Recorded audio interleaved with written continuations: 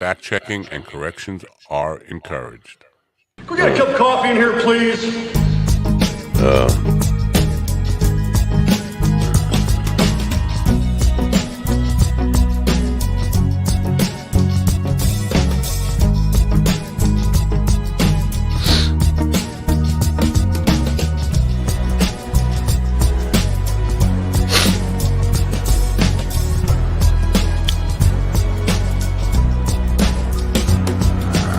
Damn good coffee and hot. Attention, people of Earth. We have damn good coffee and hot. That's right. It's damn good coffee and hot. How are you this morning? Good morning, everybody. It is, what the fuck day is this?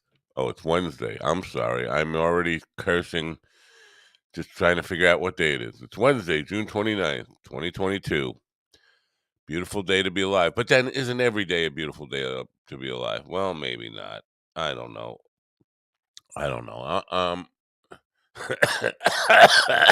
Maybe I'm not alive. Maybe I died in my sleep. Oh. So the world is going backwards. Good morning, Otis Hicks. Haven't heard from you in a while. Otis, you got to come back on the show sometime. The chat room is pretty empty right now. Just Otis in there all by himself at this moment. But we'll expect that to pick up. Last night, I had a great show with Lori Garver. Lori Garver is a former deputy administrator of NASA, starting from the Obama era, worked 5 years under that administration, and was responsible for transforming, upgrading, creating a new space age within NASA. Now, of course, that's going to be an interesting program for me because there are so many conspiracy theories and distrust of NASA and people, even the people who aren't flat earthers or fake moon landing nutcases, think NASA could be wasting a lot of our money, don't understand the benefits we get out of the billions of billions and billions and billions and billions and billions and billions of dollars we spend on other planets when things are just so messed up down here on this planet. So it was a really good conversation, but surprising to me to find out that nobody has ever in her life approached her with the idea of the moon landing was fake. This is a deputy administrator of NASA. Allergies are kicking in. Excuse me, folks. Damn it. Every morning lately, summertime allergies. Shocking to me that nobody has ever never even given her any hint that they believe the moon landing was fake, but she did debunk it quite a bit. And but we started talking about the budgets and the kind of money we spend and trying to quantify that for value and what people get out of it. Now, her big thing is what we are learning about climate change. Now, trying to be non-political about the whole thing gets really difficult when you're in it because as many people believe the Earth is flat or that we faked the moon landing, there are that many people who deny that climate change is real. Now, I'm of the position that the only argument to be had, if there's any argument to be had at all, is not whether climate change is real, is whether mankind can do anything to stop it, slow it down, or reverse the effects of climate change. But to deny it's happening, you'd have to be fucking blind. You'd have to be deaf, dumb, and blind, not to see what's going on the planet we live on. That being said, there are still thousands, millions of people who deny it. And a lot of people who deny it don't even know why they deny it. But basically, they've been told to deny it because They are aligned with corporate interests politically that serve the party they are part of. This is why I hate fucking political parties, folks. That derive all their profit from denying. Oil companies don't want you to be worried about the climate, and green energy. That would put them out of business if we focused all our attention to getting off of fossil fuels. Shell and Exxon Mobil and Chevron, all the big oil giants. Look at all the billions of dollars they're making right now off this price gouging that they're loving. They're loving this situation right now. Why would they want to get off of that? And so they buy their politicians. The politicians go on Fox News and tell people, duh, climate change isn't real. Gotta deny it. To that, I would say I have a longer memory than you do.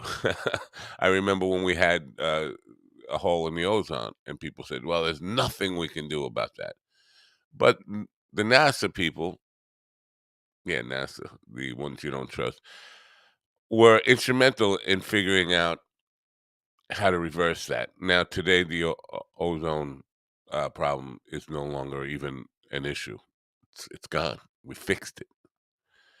So to think that, yeah, climate change, is there anything we can do about it? We might as well just throw up our hands, accept it, and let the planet go to shit.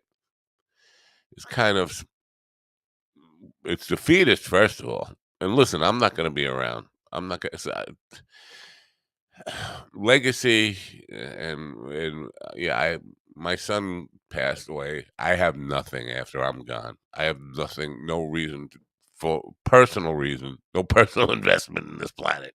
Once I'm dust, I'm dust. But if future generations really care about this world, if people are looking, people who do have legacy are concerned with it at all, you really have to start looking for not only bridging the gap between the argument and getting off the corporate bullshit train, but looking at real solutions for climate change. And NASA's instrumental in that. So we talked about a lot of those things. And the idea that anytime somebody proposes a conspiracy theory about a government agency, Social Security and Administration, we'll just take them as an example. You know how many employees they have? Yeah, probably one a Social Security Administration employee living in your town or on your street. They're all over the place. This is how many people you slander when you accuse government of all these gigantic conspiracy theories. Even the FBI. You want to take the FBI? You probably know without even understanding that an FBI employee somewhere. When you say the entire agency is part of a conspiracy, you're painting everybody with that brush. Good people I have plenty of friends who work in government agencies. Nobody's in on these big conspiracies that people suggest are out there. So um, I don't know. Where is dog? I don't know what you mean by that. La chica 30. I don't know what that means. Where is dog? Anyway, so it was a good show last night. I suggest you go take a look at that. We didn't really spend a whole lot of time on the conspiracy stuff, but I had to bring it up because that's what I think about. Now, on the UFO, there's two fronts about things that we should be concerned about that would change our outlook completely as far as humanity and borders, nationality, nationalism. Um, and Reagan brought it up in a speech. I believe it was at the UN when he said, "Imagine how our differences would all seem so small if we found ourselves threatened by a alien species at some point." Thinking that if we were at war with another planet, another aliens coming down to wage war, America and Russia would get and China and Iran and all these countries who don't like each other. Iran and Israel would become best friends if we find ourselves attacked by another world. So that's one thing to consider. And so that because all of the space exploration stuff is divided by nations. We have China has their own space program. Oh, excuse me. We have our own space program. Russia has their own space program, and all have different agendas about it, and all are doing it for our own countries. But at some point, when you realize this is one world, we live on one world. Worldism, globalism, uh, would is the only way to save us from an attack from another world. Now, I know lots of people who are very big believers in not only that uh, intelligent life exists, but they've been here. They've visited here, and those people are nationalists, and that just doesn't make any sense. If you actually believe that there are other worlds that might be a threat to us, you can't be a nationalist because there's no way the United States of America could fight another planet or defend itself from another planet.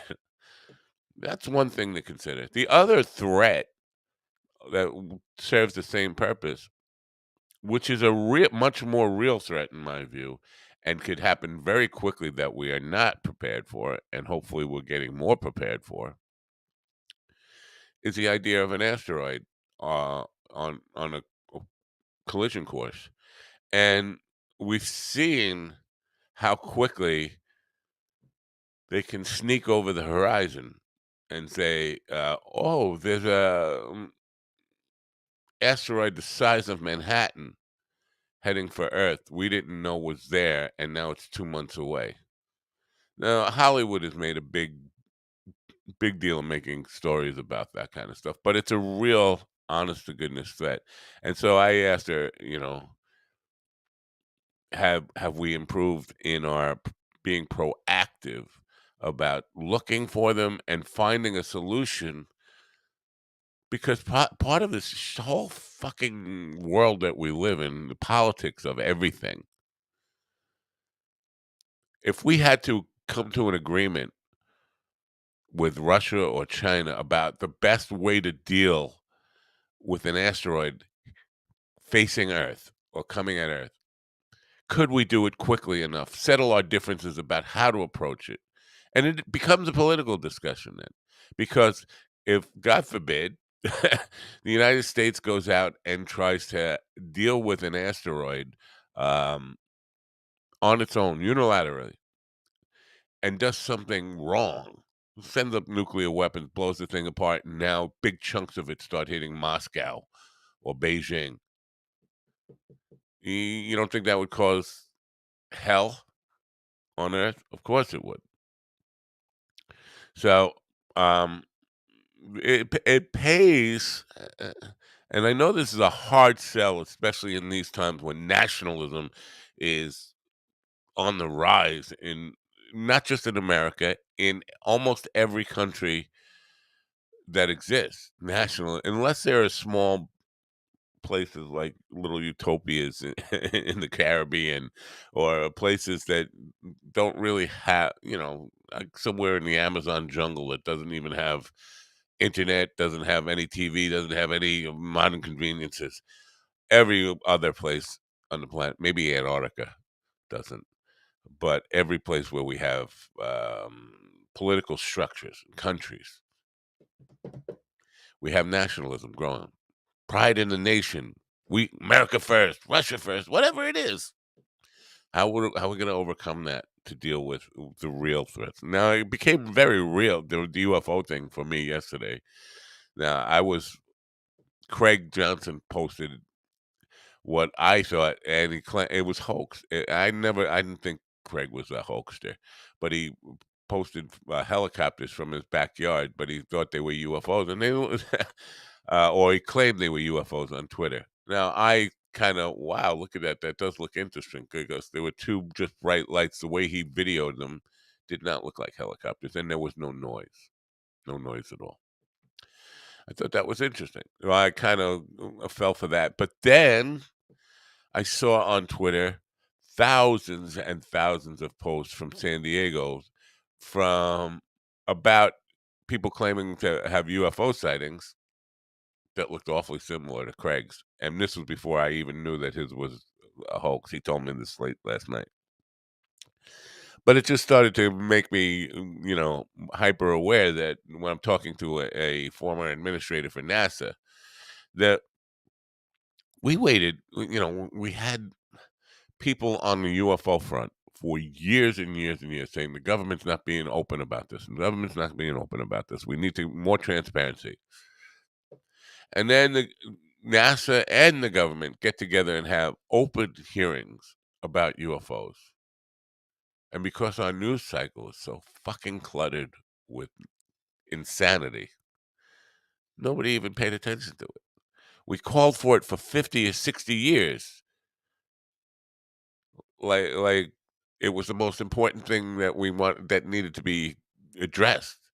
Transparency about UFOs. They have open hearings about UFOs. Nobody I know even talked about it. Nobody I know watched it. I didn't watch it, admittedly.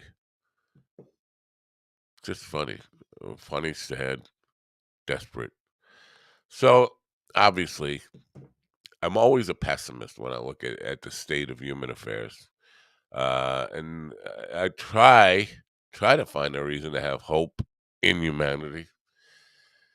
But then we have days like yesterday where we see, and I know the cult members are going to grasp at any straw they can to try to negate the testimony of the January 6th committee yesterday.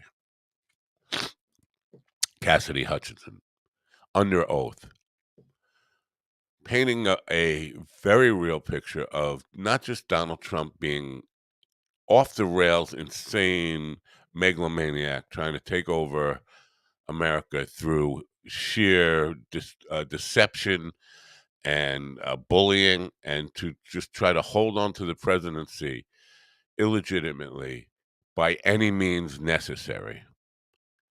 In other words, a fucking coup. Insanity. Insanity about the way he did it. But not just him. The sycophants who are so afraid of him. Mark Meadows, his chief of staff, when he told it, things are going to be really bad. There's going to be violence.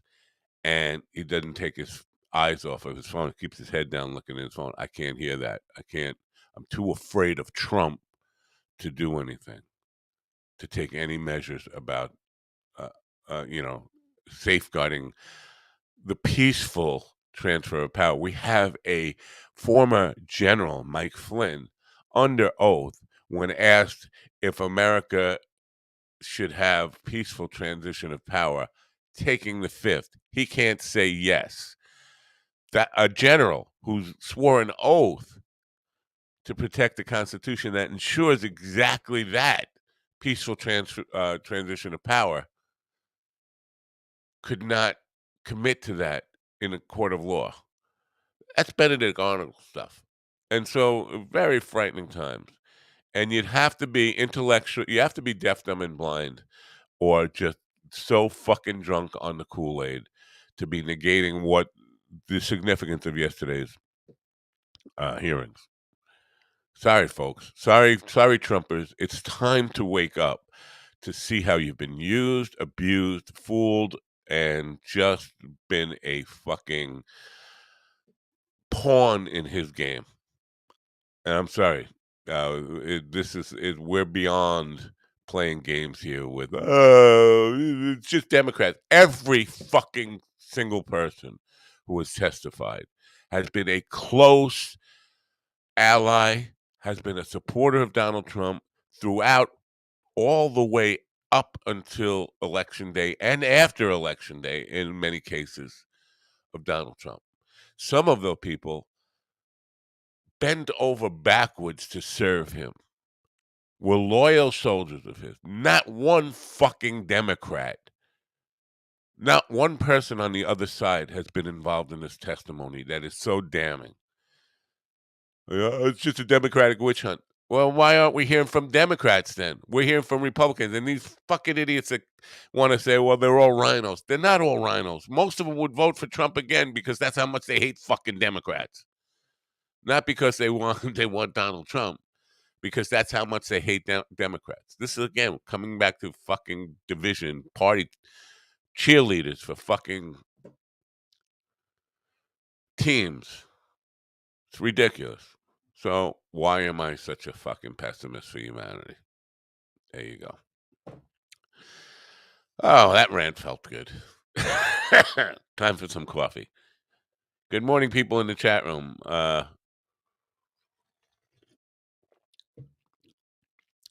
Mike Zinn says, I always thought that in the back of my head, the only way we could unite as a race would be the appearance of some sort of mothership or something. Apparently, even that doesn't work, though. That was the point. I think that was the point Reagan said. Reagan made with this in his speech, and that was the point I was trying to make. But apparently, it doesn't even work because there is enough people out there who actually believe we've been visited. So a lot of fucking people out there thinking there's lizard people walking around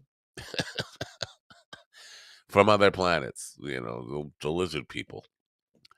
Uh, Still, nationalism is on the rise. So I'm not sure. I that is the theory. You would think in theory that Mike's assumption would be correct, but in practice, it doesn't seem to be that way, does it? Anyway, so after the show ended last night, now keep in mind, not of Dyson, man, Les Wright's podcast, Carl's podcast, started at 1 yesterday, same time as the hearing, and I like, you know what? I know Carl and Jamie and Brett were going to be on the show. And I know when they get together, it's not an hour show. It's 9 hours, 10 hours, whatever it's going to be. So I knew I had plenty of time. So I watched the hearings for 2 hours and checked on them. And then they were having drinks and everybody's having a good time. And then, it is what they do.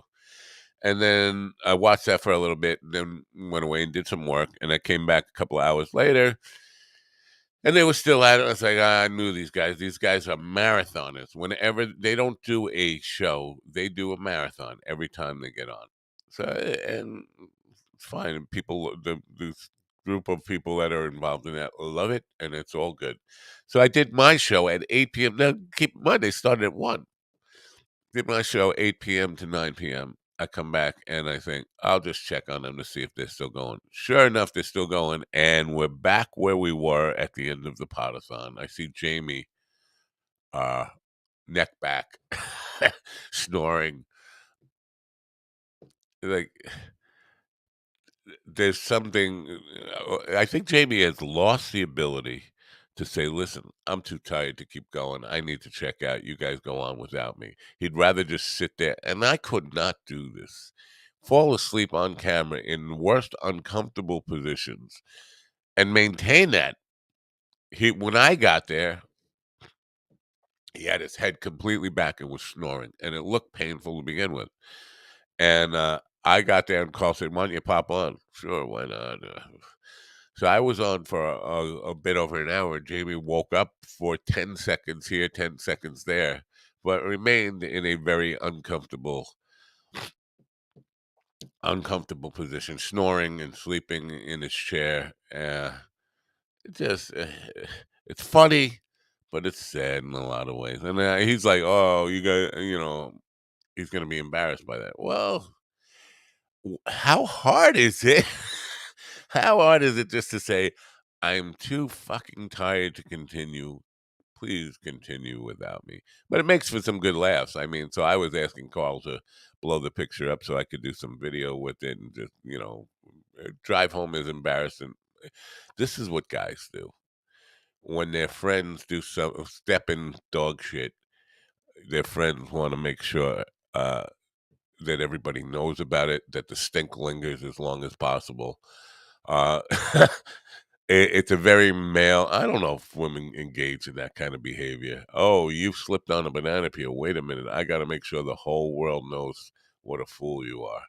Um, this is a guy behavior. So, my first inclination was to get as many pictures of and get some video of Jamie doing that and do what I did at the end of the podathon, which was something, um I'll just share just a second of it because it's always good to share, right?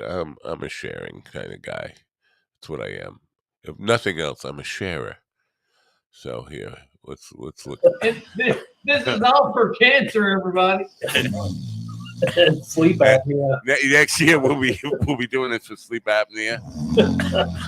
Oh, that was a nice one. Shit. All right, Next year, I hope that's enough. Anyway, you get the idea. So there was that going on. So, I'm sure he'll be dealing with the fallout from that for today, and that should be at least fun to watch the ball busting that goes along with all that. And Travis Lipsky was on the show yesterday, and I thought I'm just looking on Twitter right now, and Jamie did the picture of Jamie with his head back and underneath it, Jamie seeing it and saying "fuck my life." Um, Travis Lipsky was on yesterday, and I thought he delivered some really good, powerful information for independent filmmakers, people who are looking to make films on their own, in kind of stuff that hadn't been approached before. And I've talked to a lot of independent filmmakers, and I think he dropped quite a few gems in there. Now he did tend to monopolize and go on a long monologue rather to answer questions rather than was more of Travis talking than a real conversation. I mean, I didn't ask a whole lot of questions. Kiara was quiet almost the whole time. So after we said goodbye to Travis, Kiara was like, "Don't ever do that to me again." Obviously, she has short attention span, and the subject matter. She's not an independent filmmaker, and if you're not, those kind of long diatribes could definitely bore you, no doubt about it. But so she wasn't impressed, and I got a few emails yesterday, both pro and con about the show yesterday. But um, I have to understand, sometimes as a host, you're caught between this is good information, this is important information that can help people, because I do know so many independent filmmakers that, in my view, are caught up in all the wrong things. Equipment, like equipment's not going to make or break you. There are people if you are a good filmmaker, if you are a good storyteller, if you have a strong enough vision, you can make a film that people will be watched, entertained, and informed by with your fucking phone. That's not ideal, but you can. Equipment is not the end all be all in filmmaking, but so many guys get caught up in that. The other thing is extensive dialogue, overusing dialogue to the point where we forget it's motion pictures. Motion pictures, meaning it should be motion. People can't just watch talking heads, no matter how good, no matter how clever you think you are, how uh, intriguing your point of view might be to your own self. People are not going to watch 90 minutes of just two people sitting still talking to each other. You got to remember that it's motion pictures. It's motion pictures for a reason. And I think that so many people get caught up in wanting to make films to show how clever their dialogue can be. And it becomes all about dialogue. And I see, as somebody who sees a lot of independent films, so many of them end up with two people in a space talking. Now, Quentin Tarantino can get away with that, but not for 90 minutes. Not for 90 minutes. He adds in action. Action is the word they say. It's not just talk. No director ever talk. They yell action because there has to be some action. That something has to happen. You can't just have talk. The other point, now Travis was right about this, and I was wrong about this in a way, but I was also right in a way, but wrong in a way. Now, what I'm referring to is the overuse, I think, of popular or dependence on popular music. And I made the point that Goodfellas is raved, and a lot of Scorsese's work gets a lot of praise, but he also depends on the emotions and attachment to successful popular music that already triggers a lot of stuff. There's a point that I missed and everybody else missed in me making that point. Because I talked about Frankie Carbone in the Me trailer in Goodfellas, where he's frozen, and then they're playing the piano ending to Layla. Now that music automatically, and most people who grew up or knew that music automatically triggers emotions, feelings, an atmosphere, an environment for a lot of people. As soon as you hear that, so my point being is that first of all, independent filmmakers generally don't have the kind of budget to go license all that music that can do the work for you. But the other part of it is, as a filmmaker, you want to inspire emotions. You want to create feelings for people, and you're taking credit for feelings that were actually created by the music makers, the original music makers, because that music is instrumental in creating that reaction that the audience gets from it. But you never hear them getting credit for what a great film it was. It becomes a great film that Scorsese made, but it relied on so many musicians from classic rock era to make that movie have all those feelings and emotions that people felt through it. Now, I'm not saying that's necessarily a bad thing, but if you can contrast that with, and well, why is he always talking about mob movies? If you contrast that with The Godfather, Francis Ford Coppola did not use a lot of pop music, didn't use any pop music, nothing that anybody knew, and was able to create all that emotional impact with original music that nobody ever heard before. So it's different when you go to that artistic route and look for something new to inspire that rather than relying on built-in emotional triggers from your audience. The part that everybody missed, myself included, in me making that analogy about Frankie Carbone in the meat truck and the Eric Clapton music, is that Eric Clapton stole that music. I think it was Rita Coolidge. Yeah, it was Rita Coolidge who wrote that music. Uh, the end of Layla, the piano thing at the end of Layla. She played it for Bobby Whitlock, who played it on Layla, and he's the piano player for Derek and the Dominoes. She played it for him, and he stole it, outright stole it. And she didn't even know for a year or so that it was on making lots of money. And they still, to this day, have not given her credit for co-writing Layla. She wrote verbatim the piano outro, which is a 4-minute outro on Layla.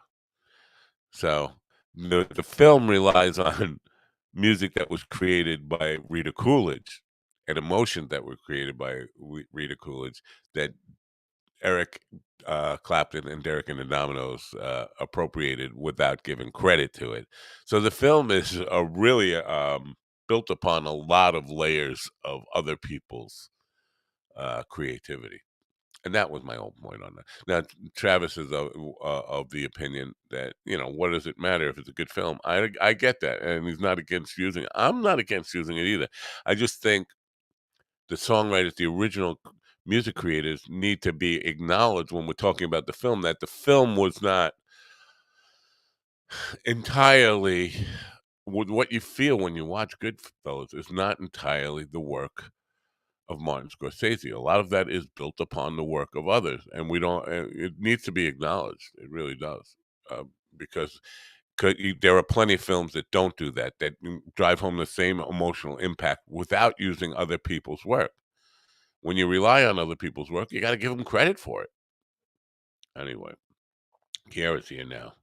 I forgot to mention that Peters Parker's with both. I think his real name is Paul. I don't know why Peters Parker, because that's like the Spider-Man, right? Peter Parker. I don't know. I don't. Well, Kiara's with us now. Let's bring her and see if she's any more awake than I am.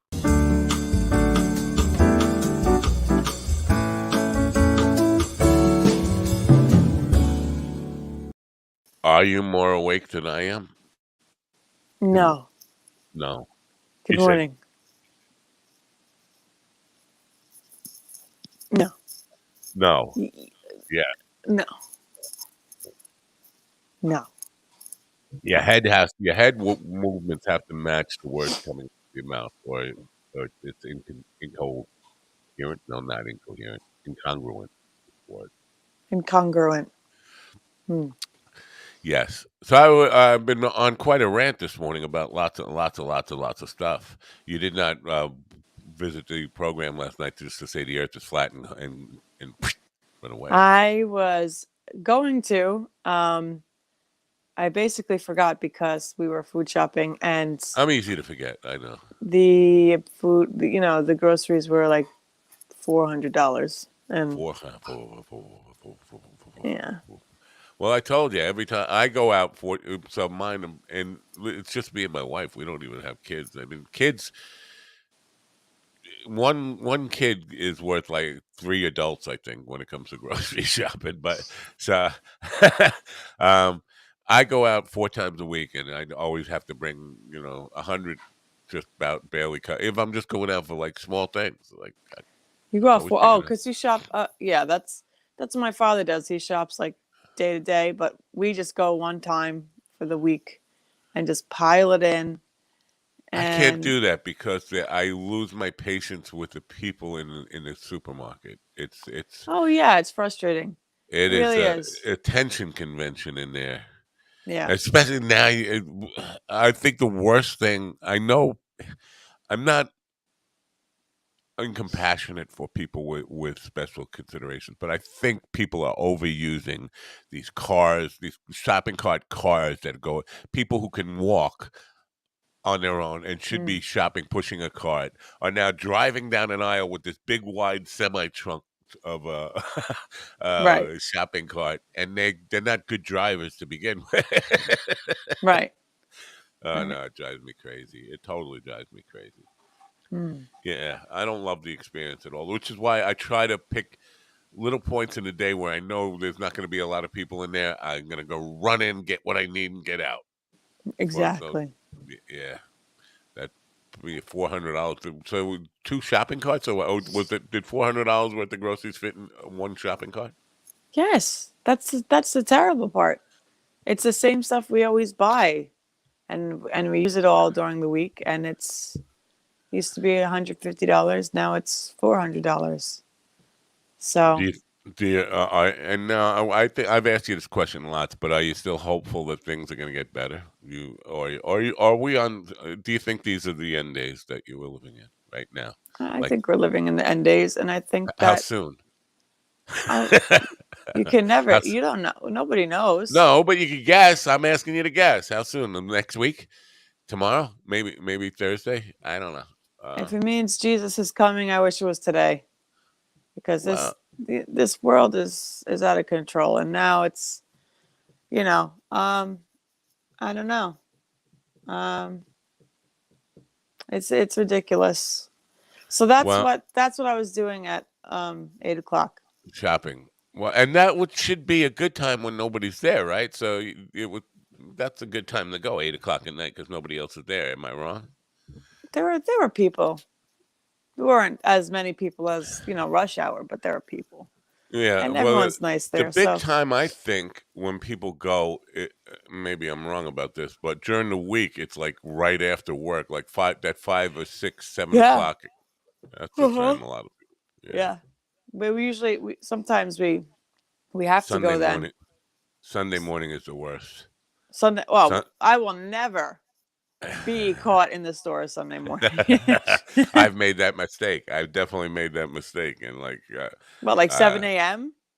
not that no, like 10 a.m., 11 a.m. Even After church, you would right? think people would be in church, like that's a good time to go, but no, no, Well, there's no. like 7 a.m. masses, 9 a.m. masses. So I mean, they Masses.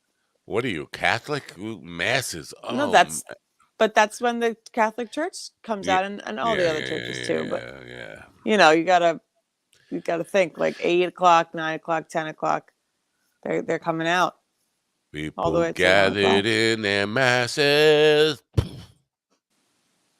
I'm sorry. I still had a little Black Sabbath War moment there. pigs. Yes, Yeah, Warped.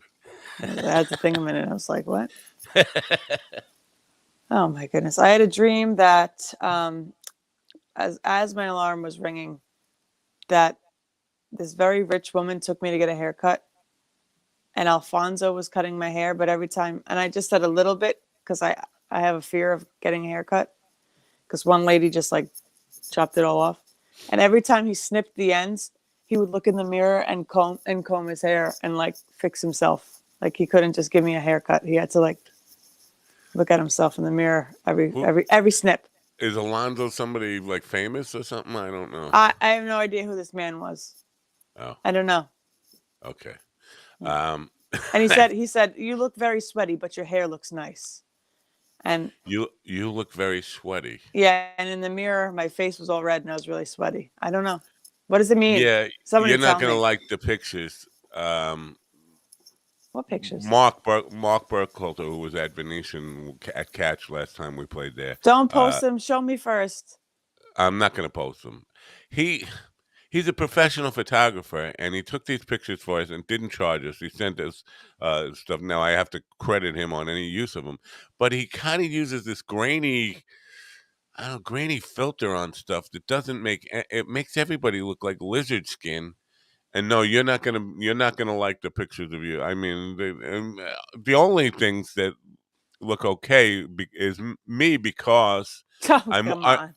because I'm already that ugly. I mean, I'm an Oh, old man, stop. so nah, I'm not being false humility here. It's basically I already have old man lizard skin, so it doesn't really look bad on. It looks normal on me.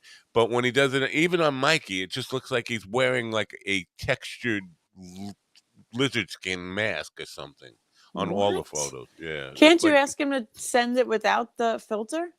I don't know if he took it that way or whatever, or because he's done photos for us for years, and they always look like that. I don't know what. Really? Yeah, and he's yeah. Oh. I need to see at least one. I can't show them now. No, I no, mean, no, yeah, no, not I will. not. I'll send you a link to them, and you can review them. Yeah. But and so he sent us this whole thing about fair use, how to use, credit him and all that kind of stuff.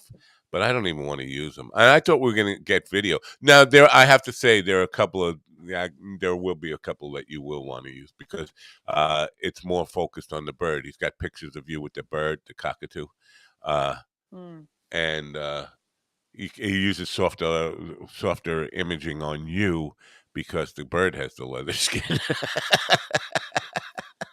I'm so curious. What filter? He was I don't using a know. regular camera. He must have gone back and put it in No, after. I I don't was think he. I don't know. Well, I'm curious. Unless his lens is dirty. No, Maybe. that he's a pro. He knows what he's. And he's hired by major corporations to do this work. It's an artistic thing, but I think he actually shoots it that way. I don't think he's doing this in post because it's too consistent. He'd have to be. maybe he had some action set up in Photoshop or Lightroom or whatever. But it seemed like if he was going to go do that stuff in post, it would be an awful lot of work. Anyway, the bottom line is, I don't think that we have any use for the photos, and I'm disappointed by that. It's the Mm, bird photos. The bird photos are probably the only ones we'll end up using. damn With the bird. bird, I'm surprised how the bird is bigger than I thought at that night, because there's a come where the bird is standing upright. He's got his feathers all back. He's looking directly into the camera. It's like, wow, that bird's fucking huge. Sammy the Uh, bird. I want a bird like that, but the man, I met him the last time we were at Venetian. Um, the man said he lives for 80 years. So yeah, that's parrots live like 100 years and stuff too. yeah, You can't have a pet like that because it's going to outlive you. I know. You know what? In some ways, I like that though, because the one thing I hate about getting a new dog is knowing that you got 20 years or at tops before you're gonna have a broken heart about this dog. You Mm, bred a puppy and you love it, but in the back of your mm, mind, the expiration date on the puppy is you're probably gonna outlive it, and that means you're mm. probably gonna have a broken heart at some point. Yeah, yeah. Imagine, and then I don't have to imagine, but imagine every time anybody has a kid, they know that that kid is going to die before Oh them. my gosh. Well, that's what puppy is like, right? A lot of people treat pets like part of the family, like I know, having a but I kid. think it's too far with some people. It's too far with their puppies. It's like, Oh like the yeah, strollers and the carriers and oh this yeah. one man my father's friends with, he has a car seat for his dog. It's like, I I'm sorry. It's just too far. It's too far. Well, I was thinking about not car seats, but because I passed a truck on the LIE the other day, and the dog was so far out the driver's side window that he looked like he wanted to jump out. And I was Right. like, I would be a nervous wreck with that. Now, dogs are smart enough generally not to jump out of a window. They know the car is moving, but still, that would make me real. And this dog was making me nervous. He just loved the wind so much. He was just putting half his body out the window. I I had was a like, dog that jumped out of the car. It was my brother's dog. We were actually fostering dogs for Last Chance Animal Rescue. We had like 5 dogs in the house. Um, and I was taking them all to the dog park. And I took my brother's dog too. So I was at a stop sign, and this freaking dog jumped out of the open window, ran across the busy road, and just started running down the street. I've never, I wouldn't have left the window open. I had to go chase this dog, chase him back into the car. I mean, and he didn't get hurt. he didn't get hurt, Oh, that's but amazing. at the stop sign, he was like, this is a perfect time to run across the street. Oh, yeah, yeah, yeah, yeah, yeah. So he just went, But on the just jumped. LIE, going 50 miles an hour or 60 miles an hour would be a whole. You'd have splattered dog on the road. Yeah, I lived in Southold, so the busy road was 25, and there's like 4 cars on it an hour. So South yeah, Hill's a nice little town. Why don't we go I back miss it. there? Huh? Why don't you go back there where the cost of living is better? It's It's not better. it is that part of Long. No, the North Fork is definitely better. South Fork isn't, but the North Fork is definitely better than like where I am or where that area where you are. There's no places out there. My mother has a house, but she won't rent it to me. So um, That sucks. there's no place out there to Oh live. my allergies are messing with Yeah, me I this morning. know. Me too. For some reason. Ah. I always Mm. complain about something. The weather's beautiful today, and now I'm complaining about the allergies. Mm. Um, looks Mm. like Saturday afternoon, we're 60% chance of getting electrocuted or hit with lightning. Is it gonna Si- be the whole time, or is it gonna be Fortunately for passing? me, if we get struck by lightning, it will be you, and I'll just be off on the side watching. Why, you're plugged in? I'm plugged in, but you're kind of like a lightning rod. You got your pole right in front of you. You're touching it. I'm not touching that. Mm. I'm touching a guitar, but I tell you Mm. this story about my brand new Les Paul and the lightning. No. I bought a brand new Les Paul. I tried it out for 10, 20 minutes. I put it on a guitar stand, and I went into the other room, into the kitchen to get some coffee or something, and boom! And it looked like lightning struck in the backyard because I saw the flash out the back door. And my wife said, "Did that happen in the other room?" I was like, "No, you're crazy. Not in the other room." And it was in the backyard. It hit the tree back there, but it was as loud as can be. I came into the room, and my Les Paul was there, and it was smoking. It was smoke coming out of it. It was a nail in the top of the studio here. Lightning hit that nail, and it just went straight down. And we had to call the fire department to figure this out.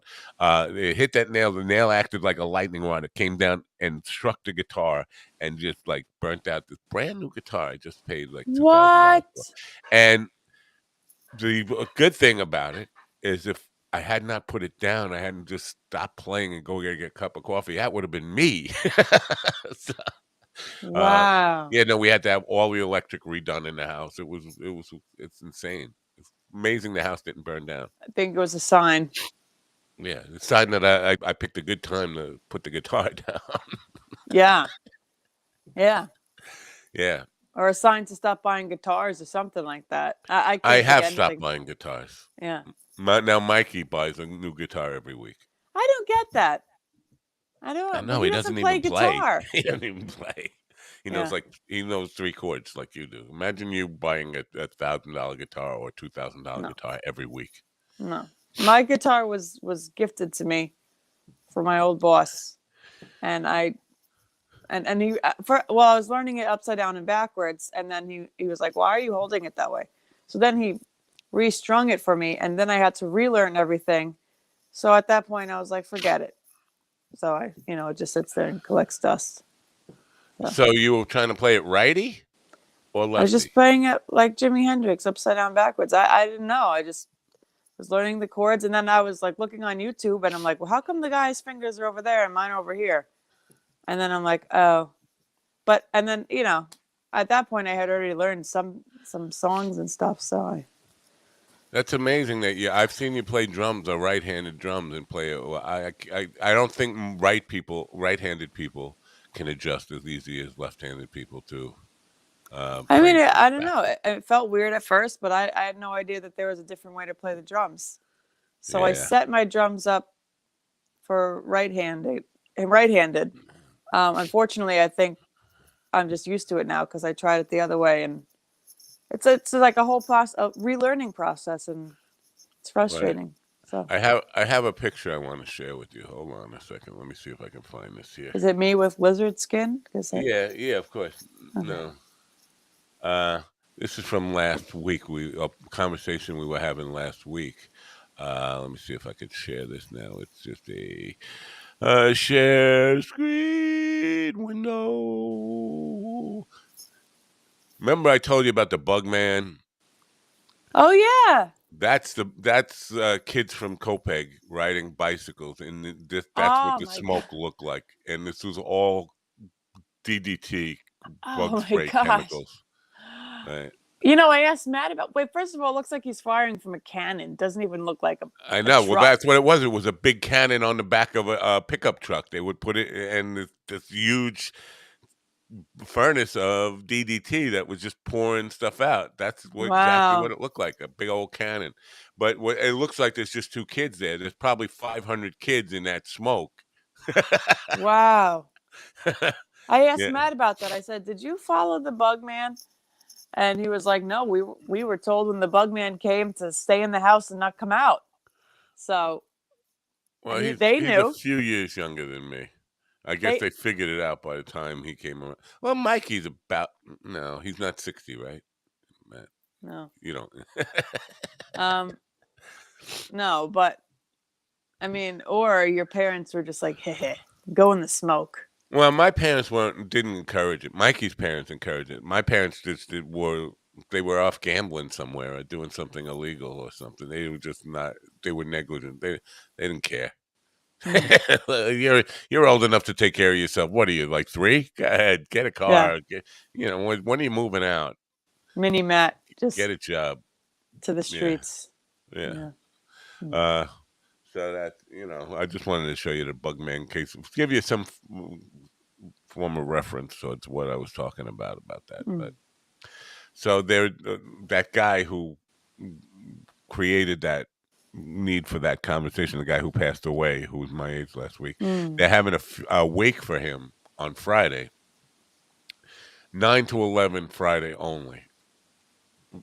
At night? No, in the morning, 9 a.m. to Oh, 11 a.m. only viewing, and then they're gonna bury him right after that. oh wow, that's very early. Yeah, and on a weekday, people just not everybody. Most people have to work and just can't just go out. Right. They almost always have a night viewing or something like that. I just can't. I don't know what sense that makes to I have thought a. I thought it was usually 2 to 6 I something. can't imagine anybody's going to be there. I mean, I know I can't. I have a show to do, and Well, if you have to go, you have to go. nah, you can't take off at the last minute. Just it wasn't my brother. If it was my brother, I definitely would. If it was somebody really that important to me, of course I would take off. But it's just a friend. I haven't talked to him in 13 years, 14 years. Wow. I can't. I can't just take off and cancel a show on and be irresponsible to people I made commitments to go. And you know what? If they really wanted me there, they'd make it more convenient. They'd have a nighttime service or something. Yeah. That's weird. Yeah. Very early. I don't I mm, can't imagine anybody going there. You have to be in the area. To me, it'd be an hour drive to get there by 10 o'clock, and yeah. whatever. Ah. Mm. Anyway, have you been looking at Happy News? Anything? Because my guest last night, Lori Garver, the former NASA administrator, she was very optimistic, and I was like, "How the hell can you be? How can anybody be optimistic in this friggin' world we live in?"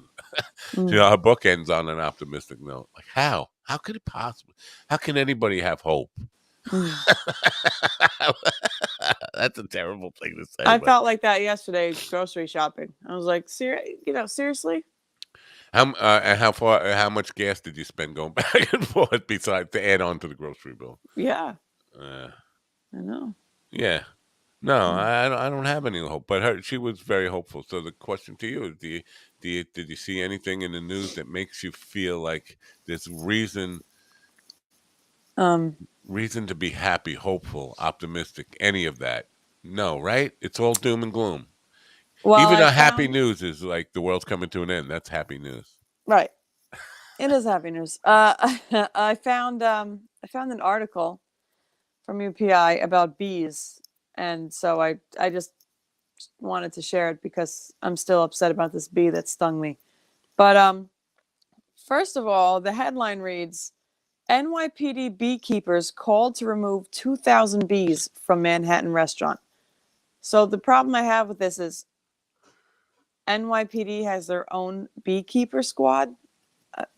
That's nice. What? Okay. So the New York Police Department said its beekeepers division was dispatched to a Midtown Manhattan eatery over the weekend to remove 2,000 bees. The bees will now be relocated to an area where their pollinating skills will be put to good use. So I have a bunch of questions. Me too, but go ahead. What are your questions? So they're not really officers; they're beekeepers hired for the NYPD.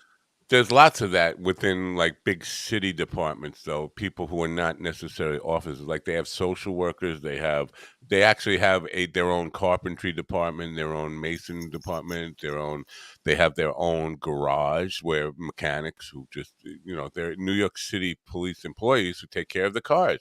So sure. Now beekeeping, probably in a big city they do have like one person who is that's their job is when bee infestations in buildings and stuff. I would have thought that actually falls more on the fire department side, not necessarily it's a fire risk, but those people, people who rescue kitties and stuff like that. But There he is. yeah. So He's not in uniform. I mean, he has a T-shirt that says if NYPD. right. So So he's he's not. a New York He's not. City NYPD employee, but I think there is some benefit to that because if they're honeybees, not if they were like yellow jackets or something that don't really help us in any way, but if they're honeybees in New York City, you want to take them to Central Park or someplace or a garden, one of the The urban house of your gardens. enemy. Yeah, Why would he remove his beekeeper suit? See, it's down here. he's a brave or stupid motherfucker. That's all I could think. Isn't that No, crazy? I would not go anywhere near that. I would be double beekeeper unless he Oh, he's vacuuming them. He's vacuum. That's a vacuum. right. He's vacuuming the bees. Right.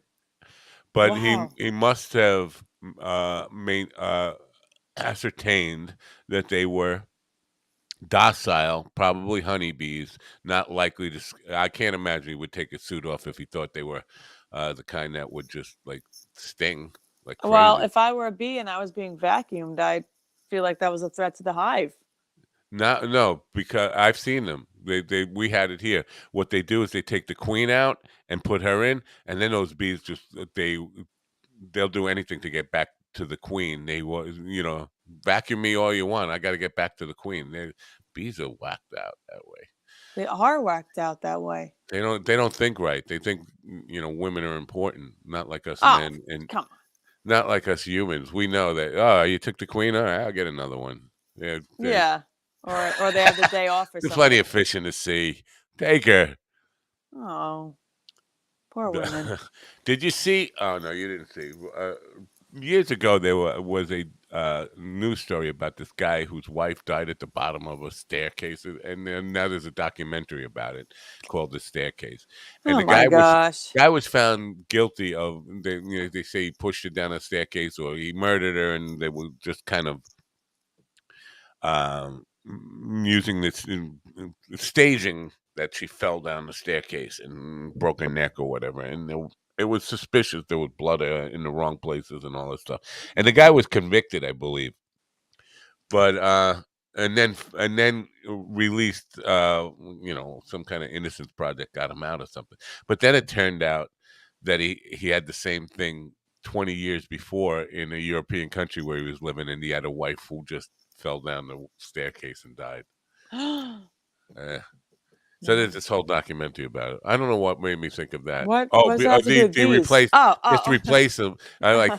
like men are just I killed one. I'll just get another one. Wow. Yeah, That's crazy. that's yeah. There's plenty of fish in the ocean. I'll just throw her down the staircase and then go get a new model. Trade her in for the latest model. I dated a man who his parents bought the house really cheap because someone had fallen down the stairs and died. And I was in the house and I'm like, this house is really nice. Like, yeah, we got it, basically stole it because it was so cheap. And yeah, she died right there, right where you're standing. And I was like, well, I couldn't buy a house if I knew someone had died in the house. Oh, somebody died in this house before my wife bought it, and Of course they originally, did. Of course they did. yeah, and now I have I have a belief that this house is where people come to die. Because I've had many people who have come here to die. My wife, my son. I mean, lots of people who have come here, Oh, uh, moved in here for my mom was to hospice. Uh, she was instead of going to hospice, I said, "No, come and live with me, and we'll take care of you, make you as comfortable as possible till you pass." But many people have died in this house. your wife, you said? My mom. Oh, okay. Did I say my wife? You did. I was like, Oh, wow, maybe that's a Freudian slip. wow. Well, You think I you, want to hospice my wife here? No, oh, I thought you no, were saying your mom was your wife. I don't know. no, I'm no. confused. I am confused too. But It wow, could have been a that's Freudian slip. I don't really think I said that though. Let's roll back the tape. roll back. I It don't know. Maybe I misheard. doesn't matter. I'm just a fucked up person anyway. Don't listen to anything I say. Nothing matters.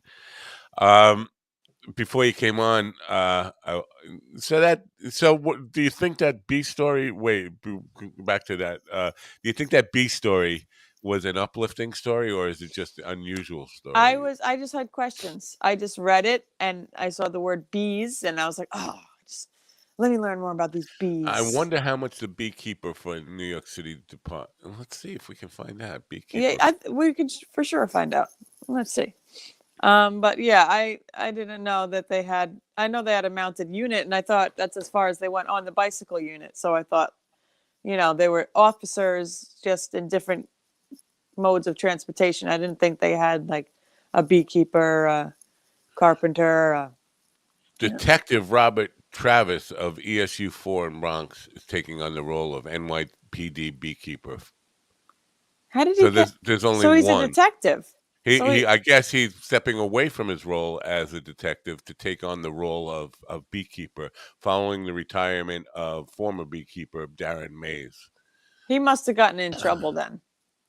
Maybe they become beekeepers if they're in trouble. Oh, like you're on desk assignment. We're gonna Yeah, make it. you're on That would beekeeper. suck for me. I would have to quit because I'm fucking scared of bees, man. How often do they get a call? Like, how often does he need to go out and vacuum bees? If In it New was York one, City. if it was once in 20 years, that would be too much for me. New York beekeeper turned cop, beat cop turned bee cap. NYPD's only beekeeper on staff, meaning he's the man in charge when it comes to safely collecting any swarms of honeybees.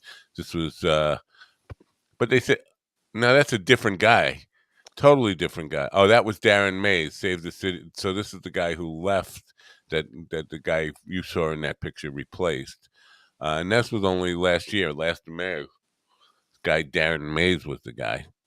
Doesn't say how much he makes. I'm just Yeah, curious. if he's a detective, he's probably making a detective salary. You You would know. think. No, this guy wasn't a detective. The guy before him. The guy now is a detective. So yes, he's probably making a detective salary in New York City. That's quite a nice chunk of change, isn't it? Mm-hmm. I think It over is. over Hundred fifty $100,000. thousand. Yeah, Yeah, yeah. Well, crazy. that's still not enough for me to be a beekeeper, man. I wouldn't. You couldn't get me to be a beekeeper. Hey, if I was making $150,000 a year, I'd put on the suit. I wouldn't do it for 2 million. I'd put on the suit and I'd walk around Oh no, vacuuming let me bees. adjust that. I would do it for 2 million, and I would hire somebody else to do the job for $100,000, and I would keep the rest, and I would laugh the whole way. Go ahead. I'll go. I'd call every time I got a call. I'd call an exterminator and take it out of my own pocket. That's what I would do if they wanted to pay me $2 million. But that's my That's price. not two bad. million dollars. That's not bad. Yeah. I want the job. The people that scare away the geese. I've seen their cars. Forgot what they're called. They're professionals that Geese get. scare warriors. Yeah, they're around here. They drive like Priuses. I got to figure out what they're called. But So yeah, like, The Canadian geese that just take over and just let me shit all see. over the place. But so that just seems crazy now what you just said, because you're going to chase them and look. It doesn't look like my guest today is going to show, and you know what, I'm almost okay with that, I guess. But this idea of I got to geese, find it. scaring geese away, they're just going to come back, right? Um, I think I talked to a lady a long time ago. I was like, what are you doing? And how do you get a job like that? But I don't know what they're called now. But you scare them away. How do I? Basically what you're doing is saying, "Get off my lawn and go on the next door neighbor's lawn," because they don't. It's not like they're going to run that far.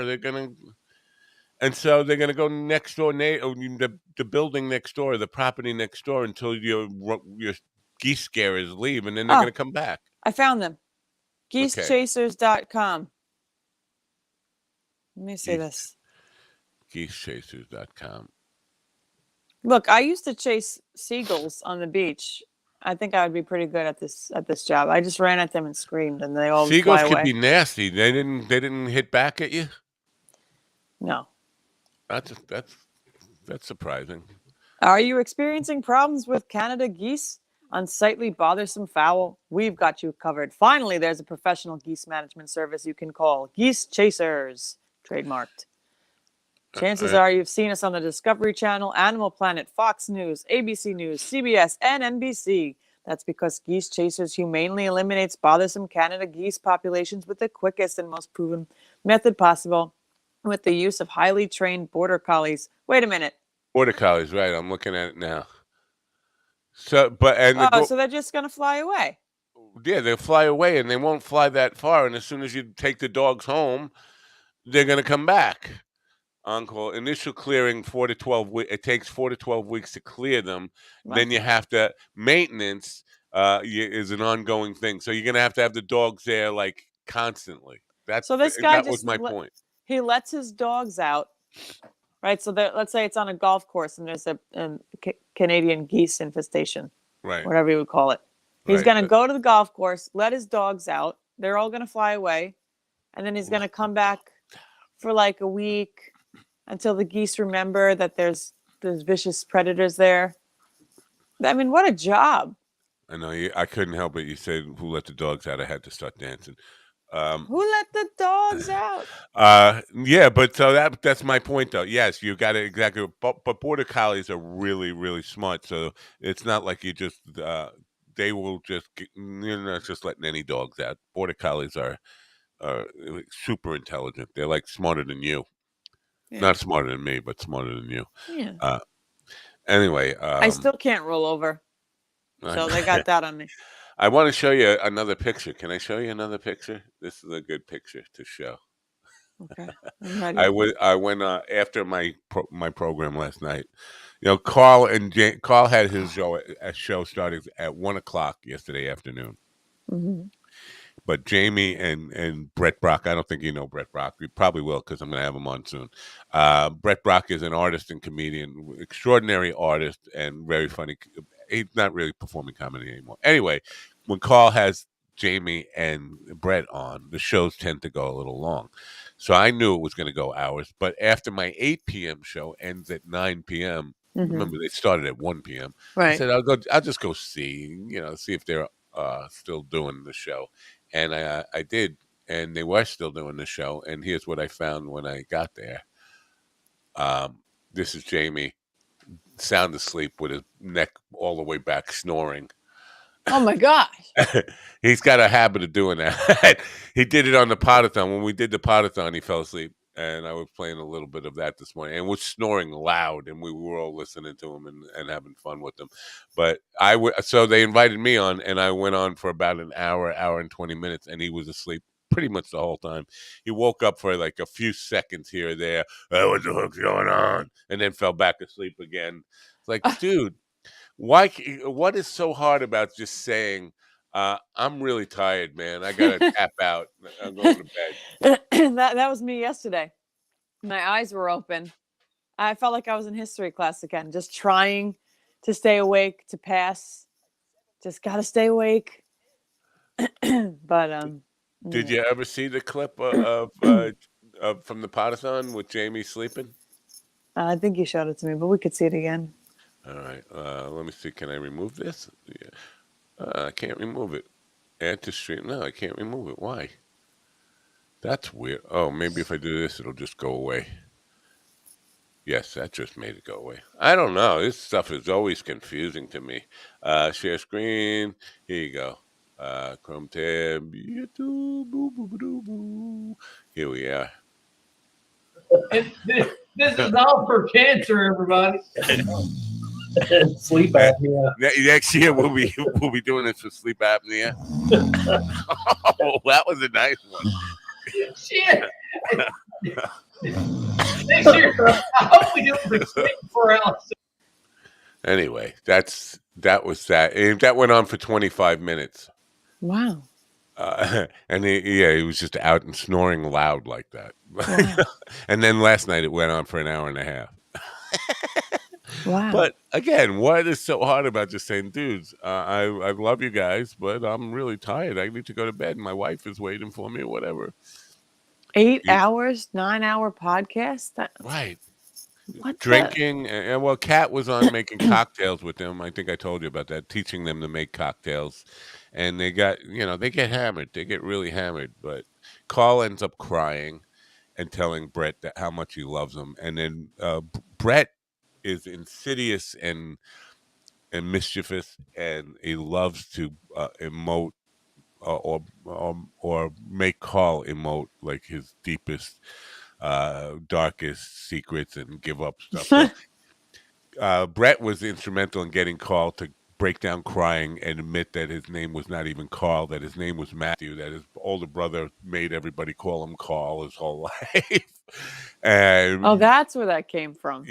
yeah, and so Brett, he's funny about that because he makes it seem like he's asking questions, like he's interested in stuff, but he's definitely devilish in like I'm gonna see if I can get Carl to cry, and Carl does. He Oh, breaks down with a "I love you." He starts out by laughing and being silly, but he's drunk, and as drunk people often do, laughter can, once you're in an emotional state, laughter can quickly turn to crying or some deep, serious thought and all that stuff. but And is he that a falls true for it story? every time. Is it?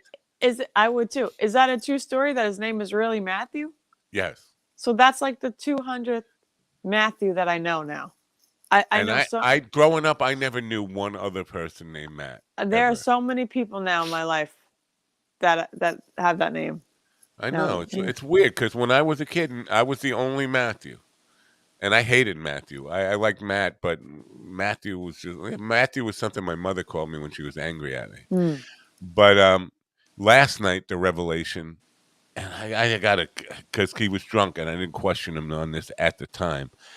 But he was talking to Carl about his longest relationship and heartbreaks and all that kind of stuff. And Carl was talking about his 9-year relationship with this girl, and I had to ask, well, did you break her heart? Did she? Because you don't get out of a 9-year relationship without one of the parties having a broken heart at the end. And he was Mm. maintaining that no, that wasn't the case. They were still good friends, and she helped him get through school. She helped him get a PhD, and he kept talking. And I was like, wait, did he just say he has a PhD, He has a doctor? PhD. Dr. Carl, I don't know. He said this in a drunken state. Now, he might have been bullshit. I don't know. I have to question him on this. But it just Yeah. flew by, and I was like, now's not the time to kind of push him on this. But to me, that was like, how could you have a PhD in all this time and I don't know about it? How could you be Dr. Matt, And what is he a Dr. doctor in? Matthew? Yeah. Is he a proctologist? Is he? No. Hmm.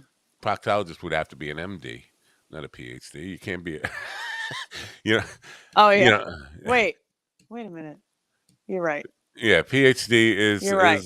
He yeah. couldn't be a proctologist. He could be a psychologist. What You else could be a could he? psychologist. You could be. I know he did work in the mental health industry for a while. But can't you have a PhD in like philosophy and stuff too? Yes, yeah, philosophy, What absolutely. else Yeah, could you have a PhD in? lots of stuff, economics or Seriously? yeah, Wow. economics, political science. You could have a PhD in and just about any discipline that isn't like history. You could have a PhD in history or math. So it's just like extra schooling. It's a doctorate. Yes, it's beyond your master's degree to go for another degree beyond that, which is doctorate.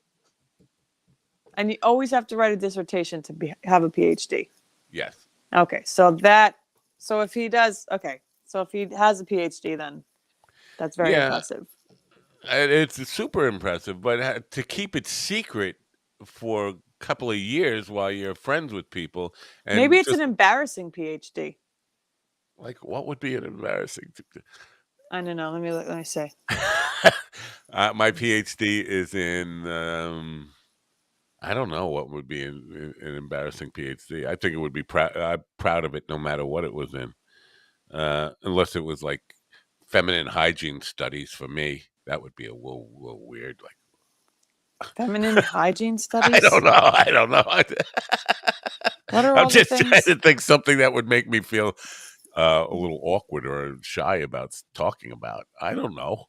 Here are some of the careers that require a PhD. Okay, let's see. Careers that require it, but that doesn't mean those are the only PhDs you can get. Computer engineer, systems engineer, mathematician, biologist, healthcare administrator. Really? Yeah. Wow. Well, they don't always like. I know a healthcare administrator that who only has a master's and got it from St. Joseph's Right. with my help. Really? We won't necessarily get into that on the air. Uh, I shouldn't have even said that, but I can't help but. Is a PhD higher than an MD? No. No, of course not. But yeah. So PhD, you could get it in just about anything that you go to school for if you continue schooling long enough and become a doctor. I did Any not know that. I'm just going to say it right now. I did not know that. education is very common one, like teaching. Lots of Oh, like a professor. You have to have a yeah. PhD to be a professor? No, you could be a professor with a master's as long if you get enough tenure.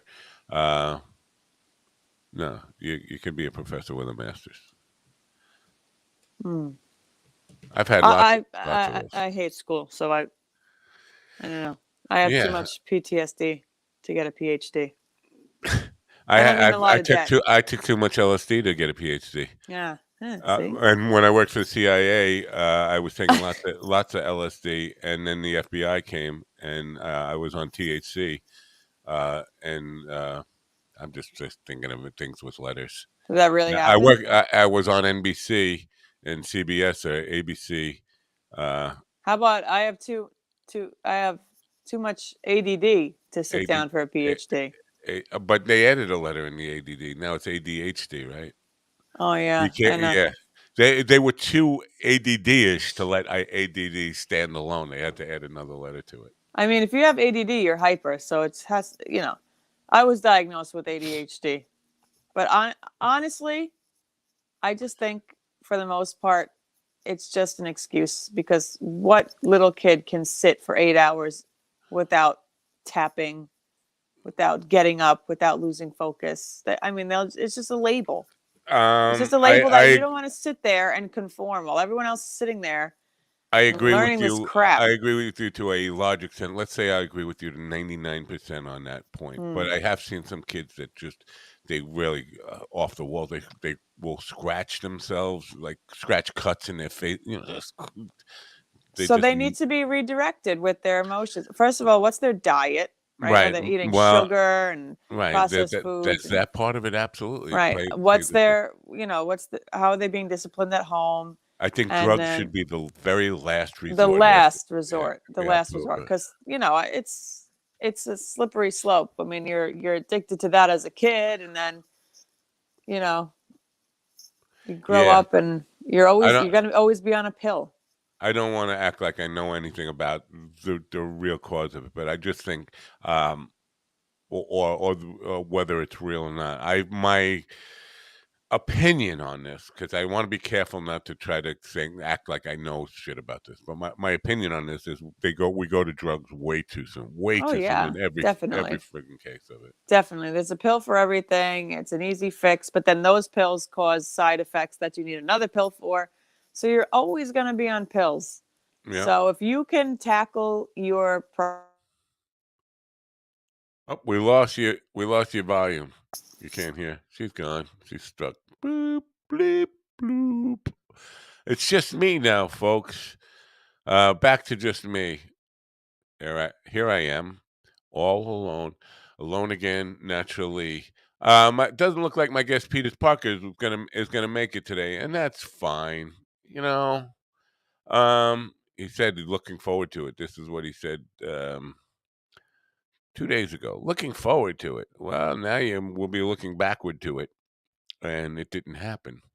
Anyway, you might want to check him out. I thought he was pretty funny based on what I saw on his Facebook page.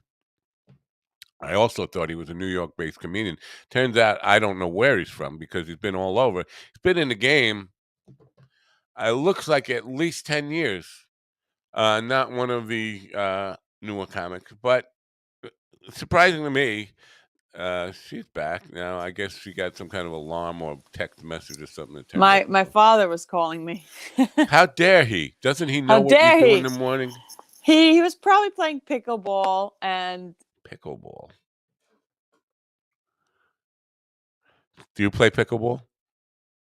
Oh, we lost you again. damn it. Oh no, we are you now. Can you see me? Yes. Oh, that's weird. He's calling again. I just texted him and said I'm on the show. That dope. Wow. Frank, call in the show. Tell him to call me. I don't know his number. by heart, but I would tell you to call him. Oh. No, pickleball. You play pickleball? No, he plays I pickleball. know. Have you played it? I No. don't even know. No. Mikey I plays it. It's like, yeah. Hold on, let me see if I I could guess it's like, chat you his number. I don't know if he'll answer. Wait, I'm gonna. Can you see me while I'm typing? yes. Really? Yeah. We can see you. Kindly leave feedback once you get at the end. No, that's not you. I sent it to you. What was I saying? Oh, I'm not athletic. I've tried tennis. I enjoy tennis. My mother used to yell at me because I would hit the ball as hard as I could. And oh, he just sent me a voicemail. Oh. Dad, Oh, you sent it in the private chat. That's where you sent it. Oh, see, good. I'm learning. Look at me. Give Oh, him a yeah. call. I'm gonna give him a call. I hope that's his number. I was trying to remember it. That's his number. I don't want to give the wrong person a phone call here. If it's not, then it's okay. But I think that's his number without looking. How do I do this on this way just to dial a number that's not in my book? New FaceTime. That's what I want to do. FaceTime? Yeah. Gosh. New FaceTime. Boom, boom, boom. What was I saying? No, I've never seen pickleball being played. I've never played pickleball. But yeah, he's retired, so he gets up at 5 a.m. still, goes to the gym, has his coffee, plays pickleball with his friends, and he probably just got out and wants to see if I'm coming over. But It's just ringing. He's not answering. Hung up on me. He didn't. Well, call again. Yeah, no, Call him again. I am. Okay. Oh, maybe it's because it's FaceTime. He won't. Maybe if I just put him on regular call. Yeah, regular. He's not gonna want to FaceTime. All right. Wait, but come on, get out of my face! Damn, I hate technology. Damn it. Cancel. Yeah. I've played soccer. I played soccer pretty much my whole life and sucked at it. Let's see what else I've played. I like badminton. Badminton's fun. Volleyball's fun. I just can't. I get competitive, but I can't play. Mikey's a pickleballer. I don't know if you know that. But he's a newfound pickleballer. He Right. just recently started playing pickleball. And isn't pickleball for old people anyway? I think so. Yeah. Wait, So. it's making me. Oh, I just want to do this. Can I just do this? No. I can't just do a regular phone call from here. Come on, FaceTime. Oh, Let me see if I could tell him that you're oh calling. no, I got. Is it working? My call has been forwarded. See? 497. At the tone, please record your message. When you have finished recording, you may hang up or press 1 for more options. Good morning. This is Matt from Mind Dog TV on WWW123. You are the big winner for today. You've won a free pickleball racket. Please call us back immediately.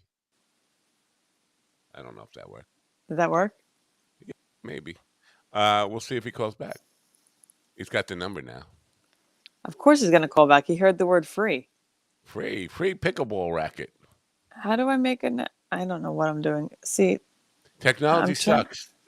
We should just get rid of technology altogether. I'm trying to text him, but I If you can't. text him, you're gonna go offline again. I'm trying to text him on Matt's phone, but I have no idea how to do it.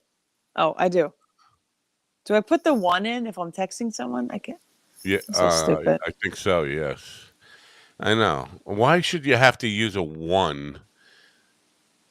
You shouldn't even have to use the area code if you're in that. Oh, he's on the chat room right now. There he is. Hi. Well, I just called you from my phone and you didn't pick up. And that's put on display your number. Dad, call this number. Or I can send you a link to your Facebook page, right? If you want a link, you want to join in. You got a camera with you? You want to join the Yeah, Dad, join in. Let's see. Let me see if I can send this to him. Now, he has to talk about his he has an issue he wants to discuss on the show. Oh, really? I told him a while ago to what so did what did it say? I'm playing. I gotta go. It just said, "I see you." Oh, I'm playing pickleball. I knew Like, it. I knew it. so why are you calling if you're playing pickleball?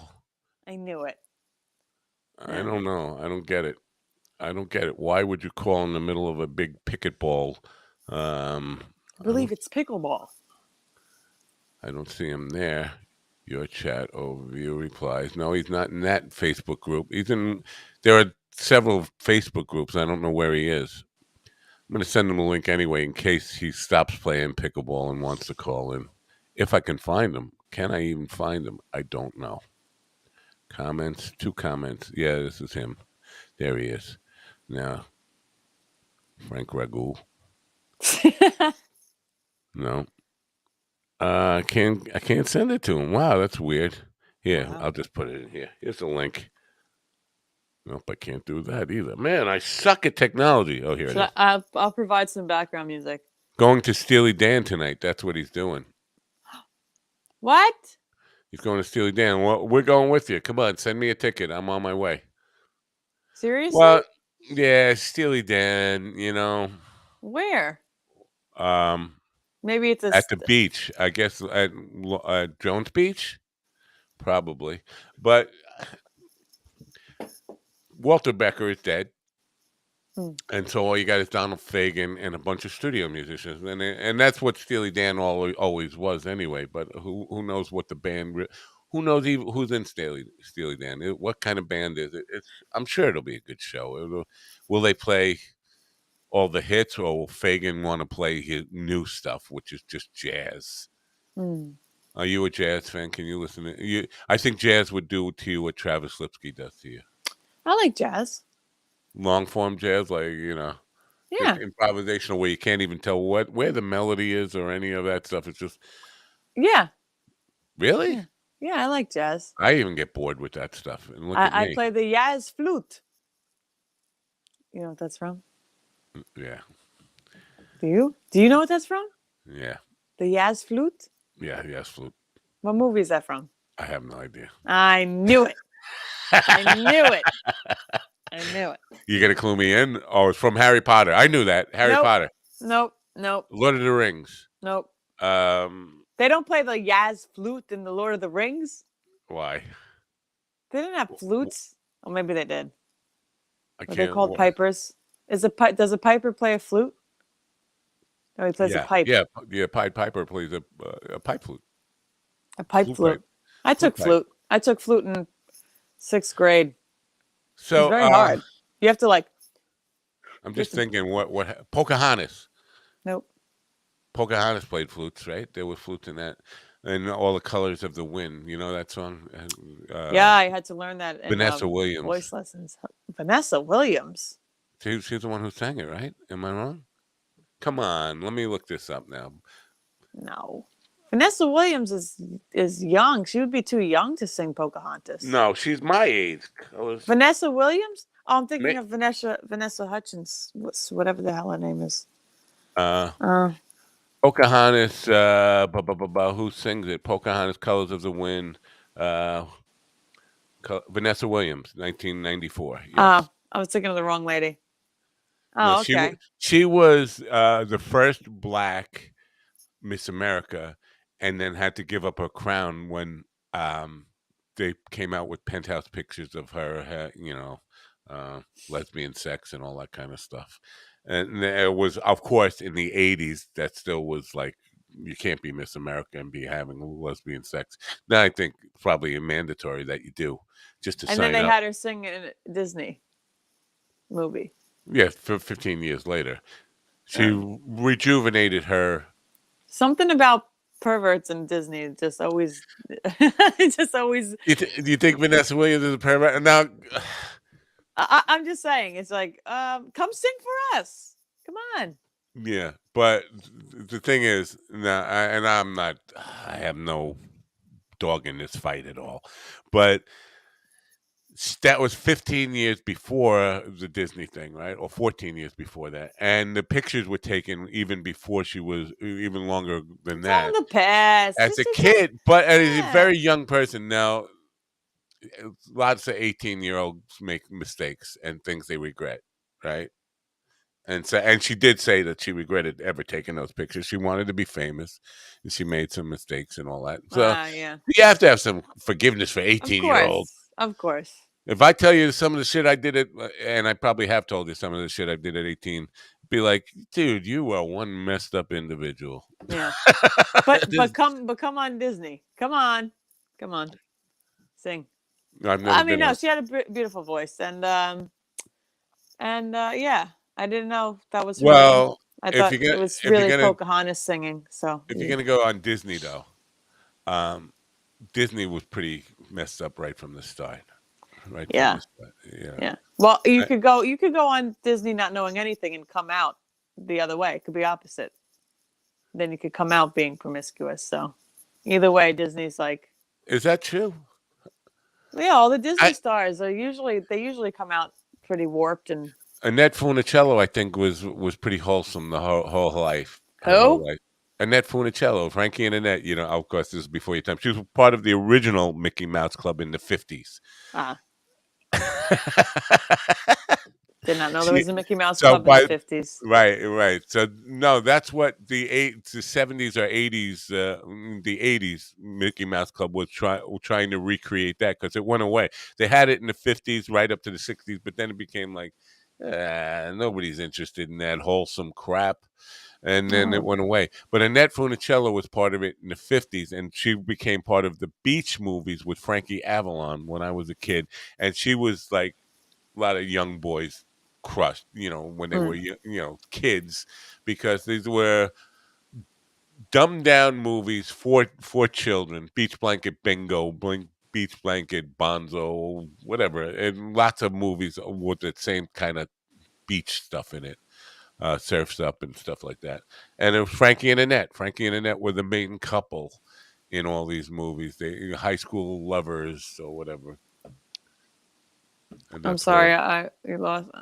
Okay, and Mickey Mouse Club. That was the just original. it sound. I don't know. I would But not watch those. she I think, right up until her death, remained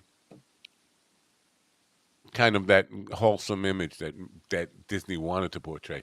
But if you go right back to Uncle Walt was a kind of a weird man. A You weird mean man. Walt Had a lot of Disney? skills. Yeah, Uncle Mm, Walt. yeah. When I grew up, he was Uncle Walt. Sunday night, they had the Magical World of Disney, and Uncle Walt would introduce the show every night. Mm. Just the Woody, fact that he was called Uncle Walt is like, oh, yeah. yeah. Jeremy, well, my daughter, she she watches facts on YouTube and tells me about all the disturbing Disney facts and how there's like a club, like for So I had a former Disney club who was clubber on who was no, I can't remember her name. Crap. I should look it up. Um, she was part of the crew of Christina Aguilera right. and Britney Spears, but I'm going to look it up really. I feel bad that I don't remember her name. I feel really embarrassed by this now. But uh, you would like her. She's she sings she sings Christian music Mm. mostly now. She's extreme. She's a mother, and she's one of the people who preaches, wholesome, whatever, good, straight life. No, not, He said not, whatever.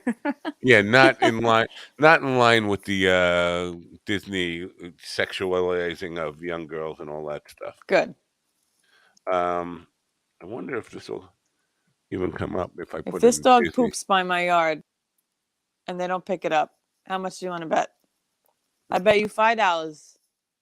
The dog's gonna poop outside my patio and not. $5 or $5? $5? Yeah, $5. Here he goes. He's pooping right now in the bush. And is anybody But- walking them? Yep. Let's Well, see. Okay. He's done pooping. And oh, this is too far, and I don't even know how far back this is. It's got to she be got it. She actually went in the woods and picked it up. years back. Wow. Is Miranda her name? I don't know. Good for them. So it's not this dog, but there's definitely like a mystery dog felon who keeps leaving turds by my patio. It's not Hmm. them. Well, this hasn't been a great show, I have to tell you. No, this is kind of lame. I'm sorry, guys. Yeah. Is it my fault, or is it your fault, or is it the I fault think that the the guest energy didn't is show up low. today? Yeah. But it's okay. It's okay to have. I'm just trying. I really want to find this because I now I'm embarrassed that I don't remember her name, but and tell you a little bit about her story if I Mm. can find it. It was so long ago. And I guess I didn't have Disney anywhere in the title or any of that kind of stuff. Everything meet the author, meet the author, meet the author. I had a lot of authors on, that's for sure. Uh, Medieval Swordsmanship. That was a good show. Medieval. Ooh, that's exciting. Yeah, no, that was a good show. That guy knew everything about the medieval swords, anxiety, Was he in depression. Forged in Fire ever? Whatever that show is called. He does a lot of Broadway shows. Oh, I thought he made swords, or he was like a Well, he does, blacksmith. and he also, yeah, he does make his own swords, and he does those medieval shows. People are Yeah. obsessed with that kind of stuff. Hey, that place in New Jersey is awesome. Medieval Times. Right, that's what he does. I love Those that. those shows. Yeah. Yeah, And you they do have the love little that. waitresses come over and, oh, my lady, would you like more soup, my lord? It's pretty cool. Did I haven't I like told you that. the story about the crazy lady who I met on MySpace who wanted to date me. She was one of those people. Oh, she was Wow. one of those who like went to the festivals and dressed like a maiden. Yeah, and she Ah, wanted me to treat her like like that. She like a wanted, fair maiden. yes, That's pretty and cool. she I was didn't very know there was a, demanding about these things. a dating community like that.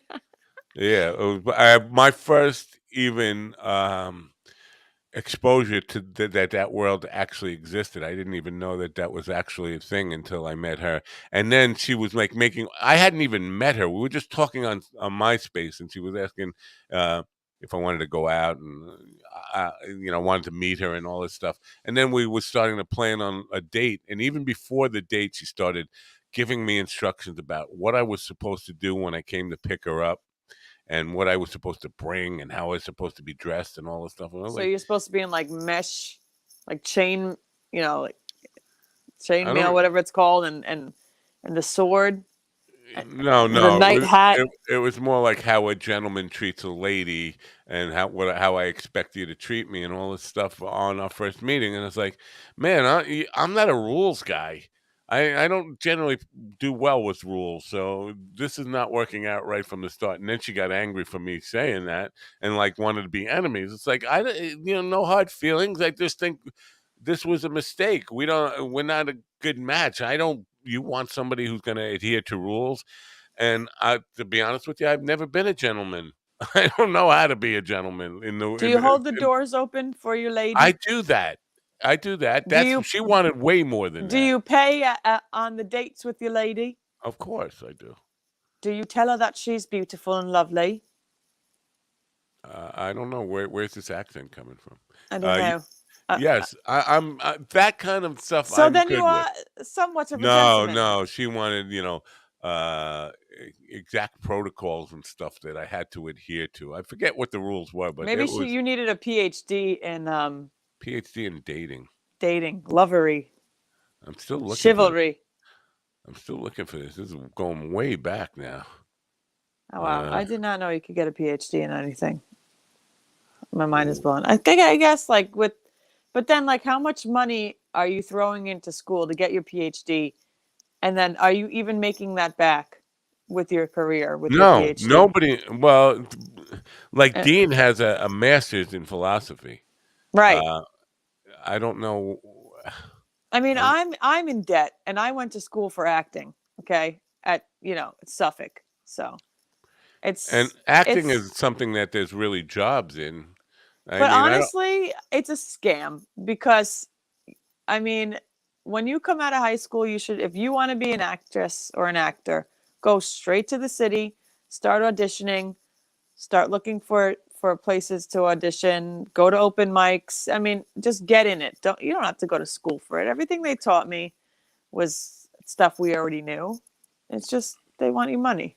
And Well, I wonder if they have I'm going to agree PhDs. with you again, but only 90% agree with you. Because here's the thing, I talk to, as you know, a lot of filmmakers, and they say the real big benefit is not what they teach you in those schools. It's who you go to school with, and a lot of those people make alliances. So if I'm going to make a film, I went to Right. school with a bunch of people who I know are Right. on the same page with me. I know actors from that school. I know Right. cinematographers from that school. So it's more about networking.